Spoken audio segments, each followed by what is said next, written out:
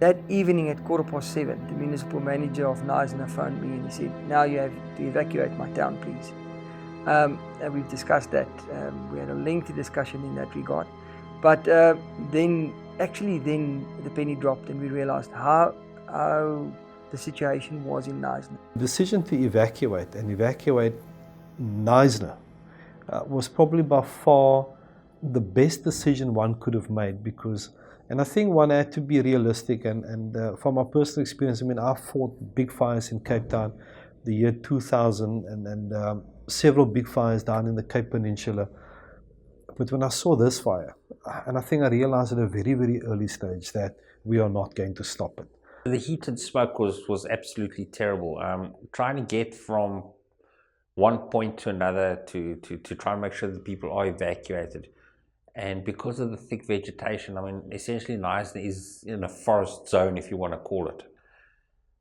We live in a forest. It's not, how can I say, it wasn't open land, it's a forest. We're surrounded by trees, by plantations. And the smoke was extremely dense and thick at some stages. And you're driving, you almost feel like you need a cane in front of your vehicle to see where you're going. And at some stages, the smoke was so thick that I put on my self-contained breathing apparatus mask. I had the cylinder on the seat next to me, just to be able to breathe and move forward and try and get through there. And the whole time thinking to myself, what made me try and drive through here? And when you get to the other side and you see there's people that are still on that side, knowing that I've been trained, I've got to lead those people to safety. I've got to take them to a safe zone. The Brenton area it's got the one road in, and that's the same road out. There's no second road that you can gain access or where you can evacuate people from. And that road became impossible. And the problem was, we knew there were people up there, and a lot of them were elderly people. So at that time, I started ordering evacuation, and we couldn't get through.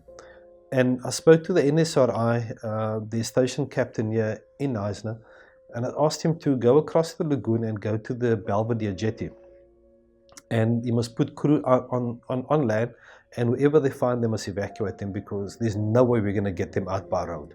The first thing that I did when news came of the fire was to get up to a high point on the house and to see which direction the fire was coming from, and also to see which way the wind was blowing, because that would dictate largely which direction the fire will travel, and also how fast the fire travels. So I went up to the top of the house here, the apex, and essentially was monitoring the fire, which we thought originally the danger was coming from the east.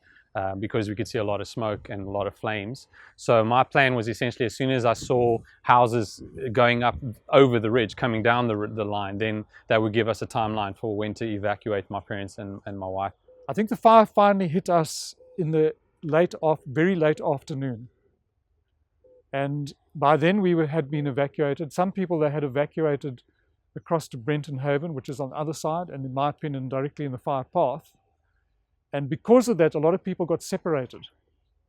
But a lot of us elected not to go over there, and we actually stayed in the development car park. Well, it's not a car park, it's where they haven't developed yet. We had a fire hose there that was working, and a couple of us kept everything watered down and stopped and putting out sparks and things that were flying through. We just kept the fire hose going all the time. Every area must have a safe evacuation point in that particular part of the community. Yeah. And everyone should know where it is. If I had taken the decision to evacuate Buffalo, I'd probably evacuated people into another front that was burning along the N2. And because we knew of that front coming down, and the people in Buffalo Bay didn't know it, they were asking, but why are they blocking us from leaving Buffalo Bay? And we sent about 6 major pumpers in there, and at that time I didn't know that Dion van Wyk, the Deputy Chief of Eden, that he already found his way in there. And he was trying to do backburns to protect the houses. But my instruction was to the guys, you keep people in Buffalo Bay. If you need to evacuate, you go down to the beach. All of you go to the beach. But I said to them, we don't want to lose another suburbs. We don't want to lose more lives. To myself, it was the first time I saw that I know that you can evacuate family from house to maybe to the road, but I never saw that the whole community must be evacuated, take it from this community to another community to another community.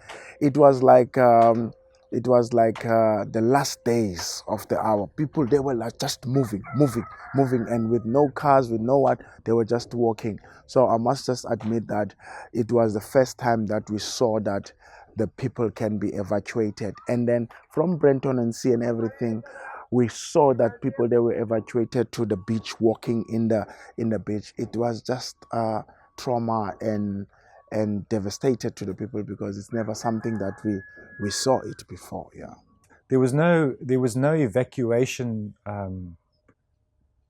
Surely the fire could be seen coming at some point.